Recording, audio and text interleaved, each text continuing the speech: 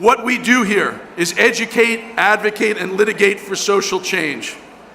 We fight corrupt corporations and crooked politicians on the issues where the vast majority of Americans agree, but the political establishment just won't move. And those of you out there who know us know we make them move. We make them move. And we win. We are populists. The people are our power. And our small, dedicated staff is a strong and clear voice for those people. Why are we here tonight? Thank you. There are no Philip Burtons left in Sacramento or Washington, I can tell you that. There are a couple of knockoffs, but no Philip Burtons. What we do, and what so many of the people in this room do, is see it as our job to be that voice for the disenfranchised. And by being here tonight, you're helping our voice, our rage for justice, be stronger and brighter. Thank you guys so much. Give yourselves a round of applause. So, before we get on with the first award, I'll say that tonight we're going to show you a couple of short videos about what Consumer Watchdog does. But I want to just tell you, since the last awards, how far we've come in a few areas to show you how we move forward. Let me just name a few things that have been different since the last Rage for Justice Awards. Myriad unfair business practices have been ended because of our complaints and petitions in Consumer Watchdog's Washington, D.C. office. The FTC issued the largest fine ever against Google for violating its privacy promises following one of our complaints.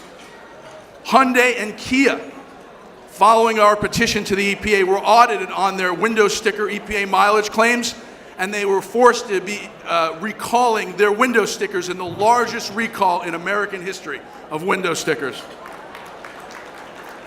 At the last awards, you may remember, for the second time in 2 elections, we faced a ballot initiative challenge to deregulate auto insurance from the 90-year-old executive behind Mercury Insurance, and he had something called Prop 33.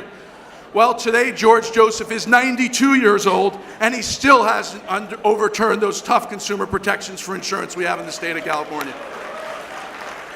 By the way, George Joseph came by earlier and was really quiet. He didn't want to stay, but he did give a gift for Harvey. He came by, and he saw Harvey, and he just handed over his gift and left. He went like this. So the last time we were in this room, you also heard about outrageous health insurance rate hikes that were forcing people to choose between paying their health insurance and paying their mortgage. Since then, we've collected 800,000 signatures and qualified a ballot measure to regulate health insurance the way we regulate auto insurance in this state.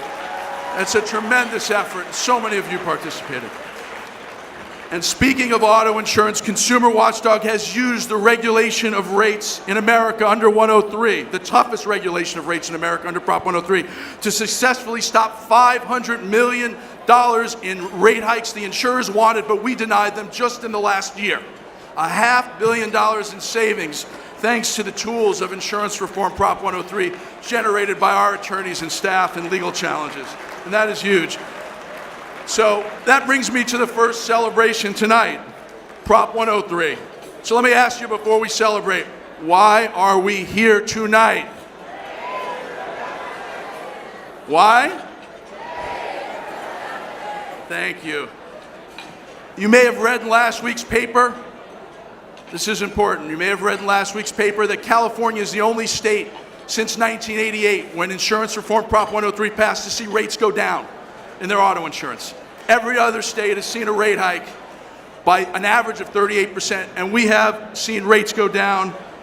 The only reason is because of the author of insurance reform Prop 103, Harvey Rosenfield, who also happens to be Consumer Watchdog's founder. He's taken on the richest, we take on the richest corporations every day for one reason, because back in 1988, Harvey slayed the insurance industry, and we built on that success.